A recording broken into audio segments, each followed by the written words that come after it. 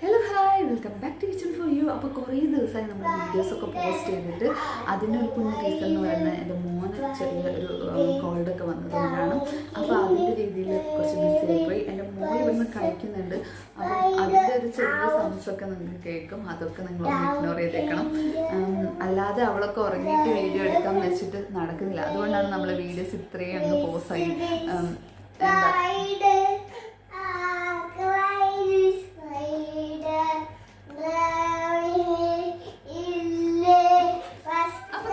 ഉണ്ടാക്കാൻ പോകുന്നത് ബട്ടർസ്കോച്ച് കേക്കാണ്. അതിൻ്റെ ഒരു റെസിപ്പി എങ്ങനെയാണെന്നുള്ളതാണ് നമ്മൾ ഈ വീഡിയോയിൽ കാണിക്കാൻ പോകുന്നത്.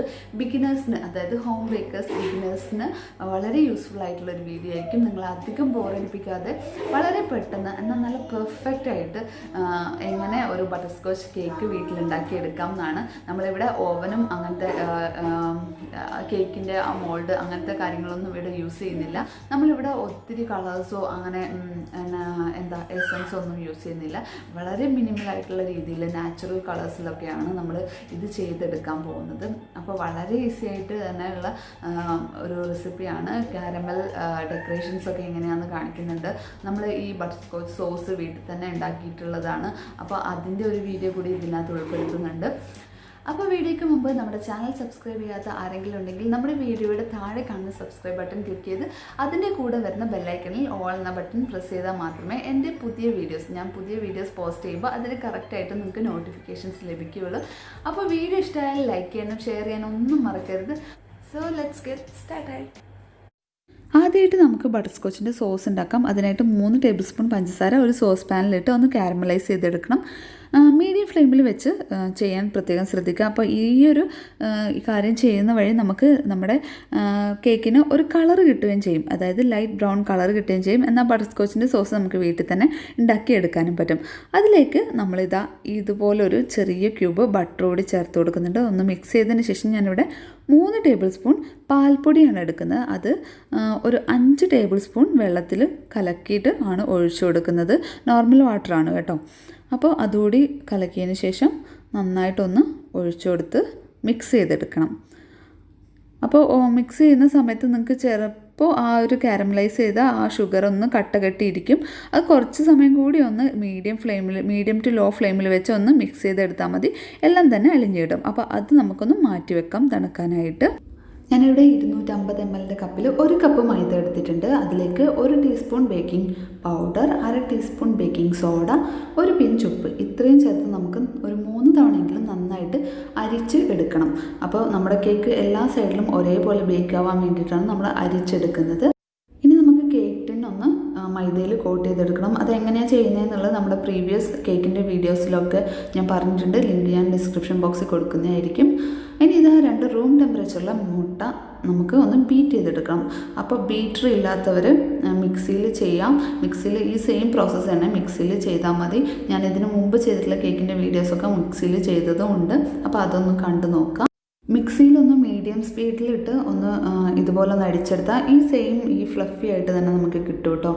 അപ്പോൾ ഇതിലേക്ക് ഞാൻ 1/2 കപ്പ് പൊടിച്ച പഞ്ചസാര ഒന്ന് ചേർക്കുന്നുണ്ട്. നമ്മൾ നേരത്തെ തയ്യാറാക്കി വെച്ചിരിക്കുന്ന ബട്ടർസ്കോച്ചിൻ്റെ സോസ് കുറച്ചായിട്ട് ചേർത്ത് കൊടുക്കുന്നുണ്ട്. നന്നായിട്ട് തണുത്ത സോസാണ് കേട്ടോ ചേർക്കുക.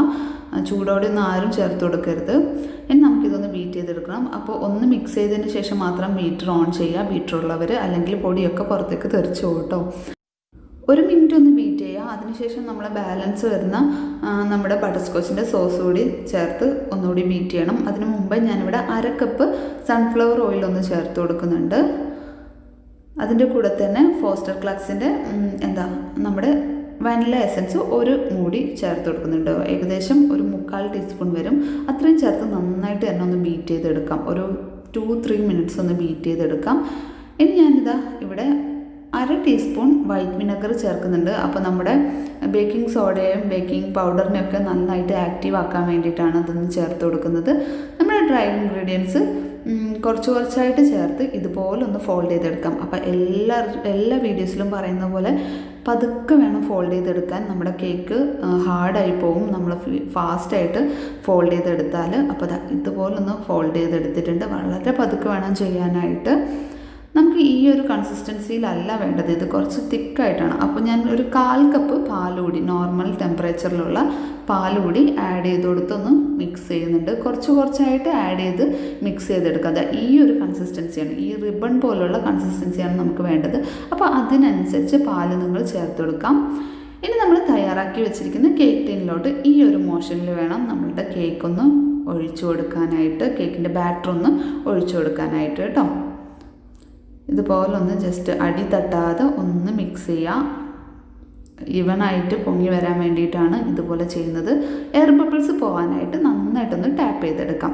അപ്പോൾ ഈ ഒരു സമയം നമ്മുടെ ഓവൻ സെറ്റപ്പ് ഇവിടെ റെഡിയാണ്. ഒരു 10 മിനിറ്റ്സ് നമ്മൾ പ്രീഹീറ്റ് ചെയ്ത, മീഡിയം ഫ്ലെയിമിൽ പ്രീഹീറ്റ് ചെയ്ത കടായിലോട്ടാണ് നമ്മൾ ഇത് ഇറക്കി വെക്കുന്നത്. ഡയറക്റ്റ് അല്ല, ഒരു മെറ്റൽ റിങ് വെച്ചിട്ടാണ് ഇത് ചെയ്യുന്നത്. അപ്പോൾ നമ്മൾ ഇത് അടച്ച് വെച്ചതിന് ശേഷം മീഡിയം ഫ്ലെയിമിൽ 45 മിനിറ്റ്സ് എടുത്തു എനിക്ക് ഈ കേക്ക് ഒന്ന് ബേക്കായിട്ട് വരാനായിട്ട്. പലരുടെയും ഗ്യാസിൻ്റെ ബർണറിനനുസരിച്ച് കുക്കിംഗ് ടൈം ഡിഫറെൻ്റ് ആയിരിക്കും കേട്ടോ. ഞാനിതാ ഈ ഒരു ഫ്ലെയിമിലാണ് ഫസ്റ്റ് 10 മിനിറ്റ്സ് വെക്കുന്നത്. അത് കഴിഞ്ഞ് ആ സെൻറ്റർ പോർഷനിലുള്ള ഫ്ലെയിം മാത്രമാണ് ഞാൻ വെക്കുന്നത്. അപ്പോൾ ഒരു 45 മിനിറ്റ്സ് കഴിഞ്ഞപ്പോഴത്തേക്കും നമ്മുടെ കേക്ക് ഇത് അടിപൊളിയായിട്ടുണ്ട്. ഞാനിതൊന്ന് ചെക്ക് ചെയ്യുന്നുണ്ട്. നമ്മുടെ സ്ക്യൂർ നല്ല ക്ലീൻ ആയിട്ട് വന്നിട്ടുണ്ട് കേട്ടോ. ഈ സെൻറ്റർ പോർഷൻ എൻ്റെ ആ ലിഡിൻ്റെ മുകളിൽ നിന്ന് കുറച്ച് വെള്ളത്തുള്ളി, ആവിയുടെ വെള്ളത്തുള്ളികൾ ഉറ്റിയതാണ്. അപ്പോൾ അത് ഒഴിവാക്കാനായിട്ട് നിങ്ങൾക്ക് ഒരു ഫോയിൽ പേപ്പർ വെച്ചിട്ട് നമ്മുടെ ടിൻ കവർ ചെയ്യാം. ഞാനത് അത്ര ശ്രദ്ധിച്ചില്ല.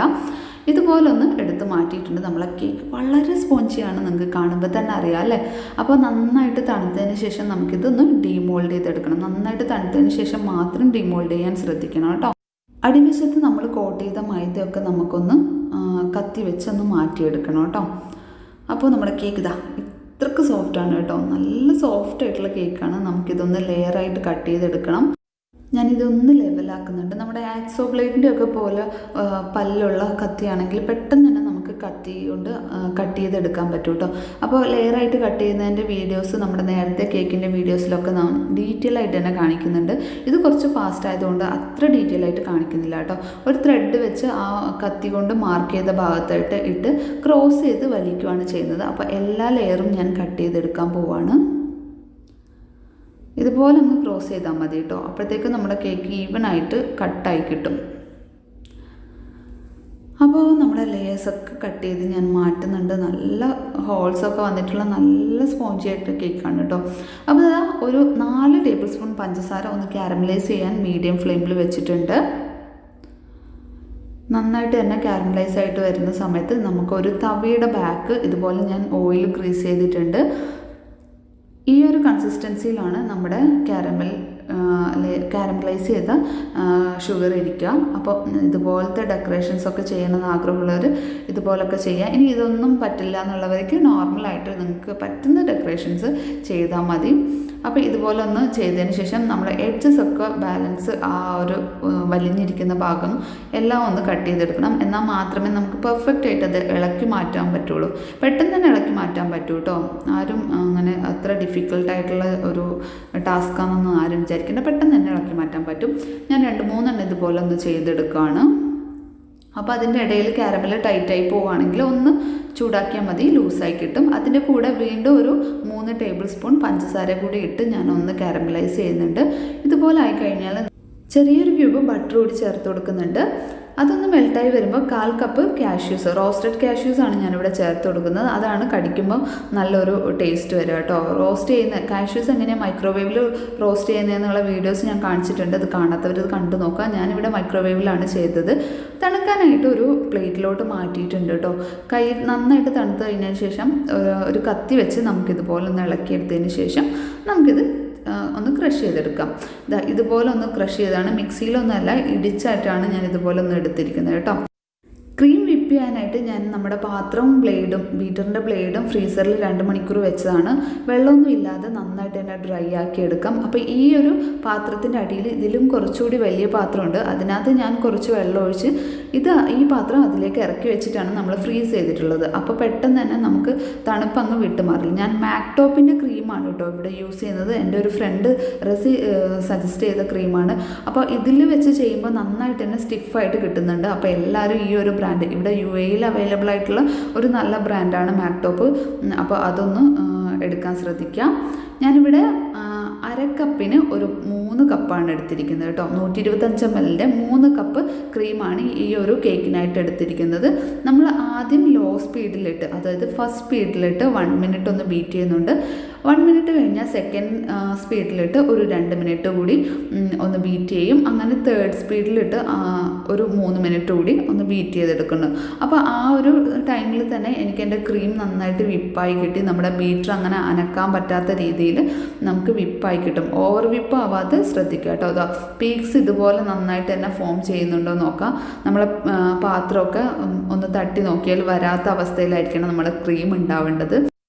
ഇനി നമ്മുടെ കേക്ക് മോയിസ്റ്റ് ആവാൻ വേണ്ടിയിട്ട് ഒരു സാധനം ഉണ്ടാക്കിയെടുത്തിട്ടുണ്ട്. അതായത് നേരത്തെ കാരമലൈസ് ചെയ്ത പാനിൽ തന്നെ 1/2 കപ്പ് പാലും 3 ടേബിൾ സ്പൂൺ പഞ്ചസാര ഒഴിച്ച് ഒന്ന് തിളപ്പിച്ച് മാറ്റിയെടുത്തിട്ടുണ്ട്. അത് നന്നായിട്ട് കൂളായതിന് ശേഷമാണ് നമ്മൾ യൂസ് ചെയ്യുക. അപ്പോൾ കേക്ക് ബോർഡ് വെച്ചിട്ടുണ്ട്. അതിലേക്ക് കുറച്ച് വിപ്പിംഗ് ക്രീം വെച്ചതിന് ശേഷം നമ്മൾ ഫസ്റ്റ് ലെയർ കേക്ക് വെച്ചിട്ട് അതിൻ്റെ പുറത്തേക്ക് നമ്മളുടെ നമ്മൾ തയ്യാറാക്കി വെച്ചിരിക്കുന്ന മിക്സ് എല്ലാ സൈഡിലും ഒന്ന് ഒഴിച്ചു കൊടുത്തിട്ടുണ്ട്. അതിലേക്ക് നമ്മുടെ വിപ്പിംഗ് ക്രീം കുറച്ചിട്ട് ഒന്ന് ലെവൽ ചെയ്തെടുക്കുന്നുണ്ട്. അപ്പോൾ ഈ ഒരു സ്പാച്ചിലൊക്കെ ഇല്ലാത്തവർ സാധാരണ കത്തി യൂസ് ചെയ്യാം കേട്ടോ. നിങ്ങൾക്ക് നമ്മുടെ കേക്കിൻ്റെ ഫസ്റ്റ് പോർഷനാണ്, ഏറ്റവും ഫ്രണ്ട് പോർഷനാണ് ഞാൻ ഫസ്റ്റ് വെച്ചിട്ടുള്ളത്. അപ്പോൾ അടുത്ത ലെയർ കൂടി വെച്ചിട്ട് ഇതുപോലെ സോസ് ഒന്ന് ഒഴിച്ചു കൊടുക്കുന്നുണ്ട്. ഷുഗർ സിറപ്പാണ് കേട്ടോ ഇത്. അതൊന്ന് ഒഴിച്ചു കൊടുക്കുന്നുണ്ട്. അപ്പോൾ ഇതിൻ്റെ ഇടയിൽ നിങ്ങൾക്ക് നമ്മൾ നേരത്തെ ക്രഷ് ചെയ്ത് വെച്ചിരിക്കുന്ന, ചെറുതായിട്ട് ക്രഷ് ചെയ്ത് വെച്ചിരിക്കുന്ന നമ്മുടെ ആ നട്ട്സ് ഇട്ട് കൊടുക്കാം. ഞാൻ ശരിക്കും പറഞ്ഞാൽ ഇടാൻ മറന്നുപോയതാണ് കേട്ടോ. അപ്പോൾ ഇതാ നമ്മുടെ എല്ലാ ലെയേഴ്സും ഇതുപോലെ വെച്ചിട്ടുണ്ട്. അപ്പോൾ നമ്മുടെ കേക്കിൻ്റെ ഏറ്റവും അടിയിലെ പോർഷനാണ് നമ്മൾ ഏറ്റവും മുകളിൽ വെച്ചിരിക്കുന്നത്. അപ്പോൾ ഐസിങ് ഇതാ ഇതുപോലെയാണ് ചെയ്തെടുക്കുന്നത്. ഒരു കാർഡൊക്കെ വെച്ചിട്ട് സൈഡൊക്കെ ഒന്ന് സ്മൂത്താക്കി എടുക്കുന്നുണ്ട്. അപ്പോൾ ഇതൊക്കെ ഡീറ്റെയിൽ ആയിട്ട് നമ്മൾ നേരത്തെ ചെയ്തിട്ടുണ്ട് കേട്ടോ. അതുകൊണ്ടാണ് ഞാൻ അത്ര ഡീറ്റെയിൽ ആയിട്ട് കാണിക്കാത്തത്. ശേഷം ചെറുതായിട്ടൊന്ന് ഡെക്കറേറ്റ് ചെയ്യാം നമുക്ക്. അപ്പോൾ എനിക്ക് അത്ര വലിയ ഡെക്കറേഷൻസ് ഒന്നും വലിയ പരിചയമില്ല. എല്ലാവർക്കും ചെയ്യാൻ പറ്റുന്ന രീതിയിൽ ഇതുപോലെ ഒരു നോസിലും സ്റ്റാർ നോസിലാണ് കേട്ടോ ഇത്. ഇതുപോലൊരു പൈപ്പിംഗ് ബാഗും ഉണ്ടെങ്കിൽ എല്ലാവർക്കും ചെയ്തെടുക്കാൻ പറ്റുന്ന ഡെക്കറേഷൻസാണിത്. ഇതുപോലെ നമുക്കൊന്ന് ഫ്ലവറൊക്കെ വരച്ചെടുക്കാം. അപ്പോൾ ഒരു ചെറുതായിട്ടൊന്ന് കളർ വരാൻ വേണ്ടിയിട്ട് ഞാൻ നമ്മുടെ പൈപ്പിംഗ് ബാഗിൽ സൈഡിൽ കുറച്ച് ജെൽ കളറൊന്ന് തേച്ച് കൊടുത്തിട്ടുണ്ട് കേട്ടോ. അപ്പോൾ നമ്മുടെ ഒരു സൈഡിൽ വൈറ്റും ഒരു സൈഡിൽ റെഡായിട്ട് നമുക്ക് കിട്ടിയിട്ടുണ്ട്. നമ്മുടെ കാരമൽ ഡെക്കറേഷൻസ് ഒന്ന് വെച്ച് നമ്മുടെ കേക്ക് അടിപൊളിയായിട്ടുള്ള കേക്ക് റെഡി. സൈഡ്സിലൊക്കെ ഞാൻ നമ്മൾ നേരത്തെ തയ്യാറാക്കി വെച്ചിരിക്കുന്ന ക്രഷ് ചെയ്ത് വെച്ചിരിക്കുന്ന കാരമൽസ് ഇട്ട് കൊടുത്തിട്ടുണ്ട് കേട്ടോ, നട്ട്സ് ഇട്ട് കൊടുത്തിട്ടുണ്ട്.